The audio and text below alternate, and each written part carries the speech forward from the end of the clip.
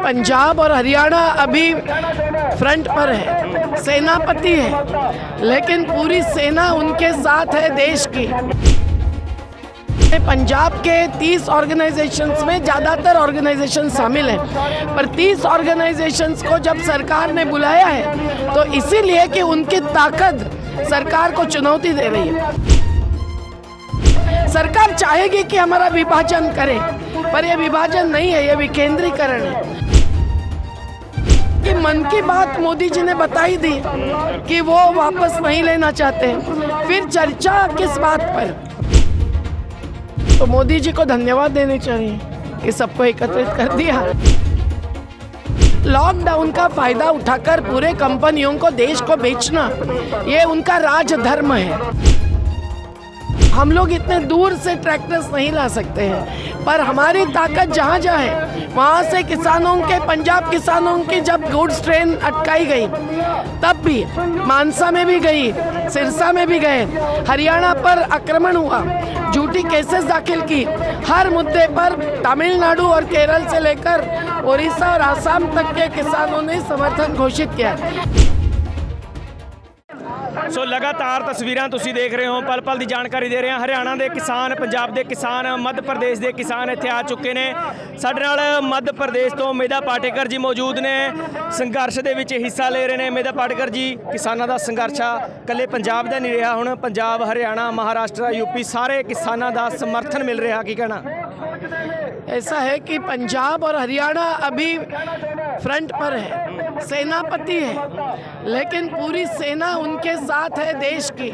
और देश के किसानों में हम लोग के मजदूर, पशुपालक, डेयरी वर्कर्स और वनोपज पर फॉरेस्ट ड्वेलर्स, आदिवासी, ये सबको पकड़ते हैं। हमारा जो अखिल भारतीय किसान संघर्ष समन्वय है उसमें पंजाब के 30 ऑर्गेनाइजेशंस में ज़्यादातर ऑर्गेनाइजेशन शामिल हैं, पर 30 ऑर्गेनाइजेशंस को जब सरकार ने बुलाया है तो इसीलिए कि उनकी ताकत सरकार को चुनौती दे रही है। और देश भर जो ताकत है वो विकेंद्रित है, तो हम लोग इतने दूर से ट्रैक्टर्स नहीं ला सकते हैं, पर हमारी ताकत जहाँ जहाँ है वहाँ से किसानों के, पंजाब किसानों की जब गुड्स ट्रेन अटकाई गई तब भी मानसा में भी गई, सिरसा में भी गए, हरियाणा पर आक्रमण हुआ, झूठी केसेस दाखिल की, हर मुद्दे पर तमिलनाडु और केरल से लेकर उड़ीसा और आसाम तक के किसानों ने समर्थन घोषित किया।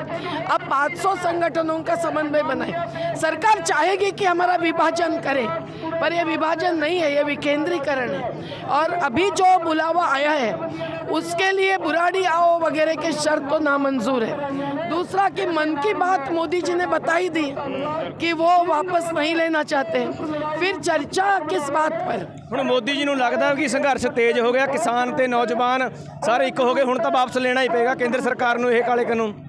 तो मोदी जी को धन्यवाद देने चाहिए कि सबको एकत्रित कर दिया। और किसानों के साथ अब कल कारखानों के श्रमिक भी जुड़ गए और उनके 44 कानून ये रद्द कर रहे हैं, और किसान चाहते हैं 3 कानून रद्द करो, तो वो कहते हैं कैसे कि संसद में पारित हो गए।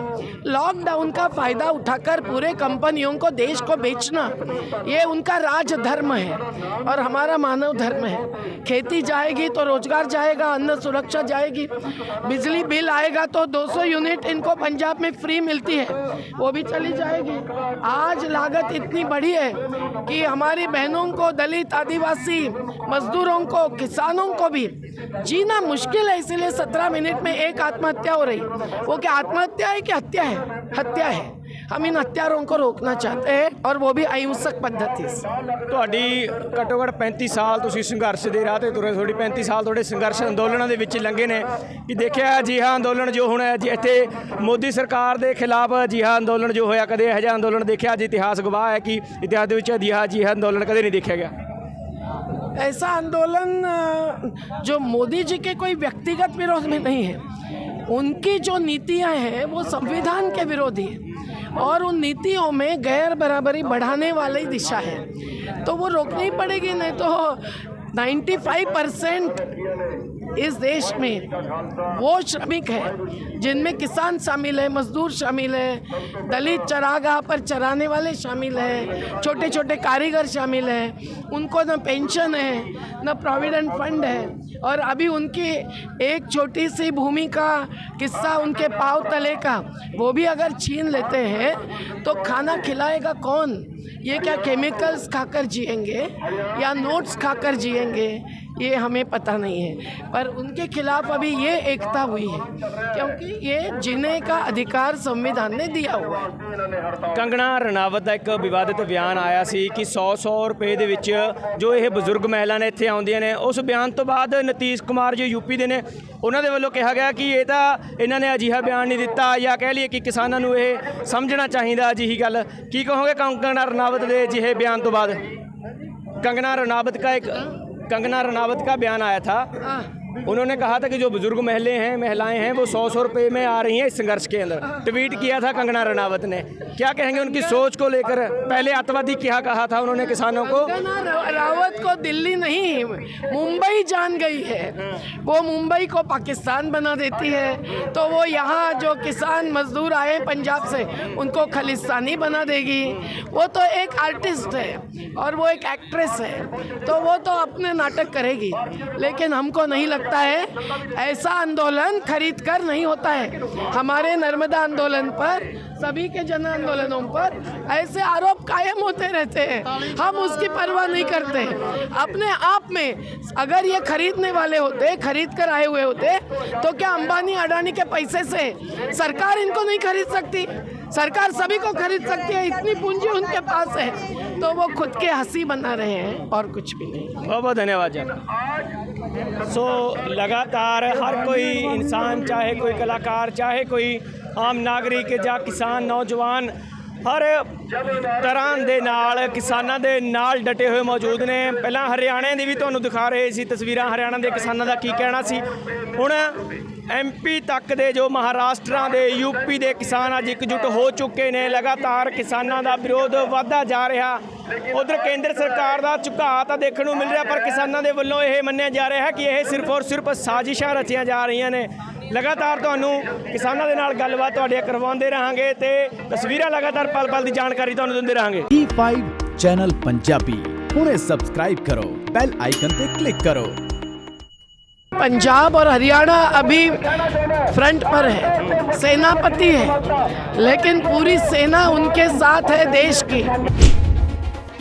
पंजाब के 30 ऑर्गेनाइजेशंस में ज़्यादातर ऑर्गेनाइजेशन शामिल हैं, पर 30 ऑर्गेनाइजेशंस को जब सरकार ने बुलाया है तो इसीलिए कि उनकी ताकत सरकार को चुनौती दे रही है। सरकार चाहेगी कि हमारा विभाजन करे, पर यह विभाजन नहीं है, यह विकेंद्रीकरण है।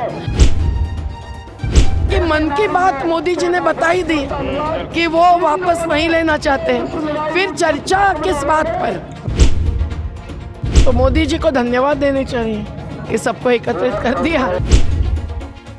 लॉकडाउन का फायदा उठाकर पूरे कंपनियों को, देश को बेचना, ये उनका राजधर्म है। हम लोग इतने दूर से ट्रैक्टर्स नहीं ला सकते हैं, पर हमारी ताकत जहाँ जहाँ है वहाँ से किसानों के, पंजाब किसानों की जब गुड्स ट्रेन अटकाई गई तब भी मानसा में भी गई, सिरसा में भी गए, हरियाणा पर आक्रमण हुआ, झूठी केसेस दाखिल की, हर मुद्दे पर तमिलनाडु और केरल से लेकर उड़ीसा और आसाम तक के किसानों ने समर्थन घोषित किया।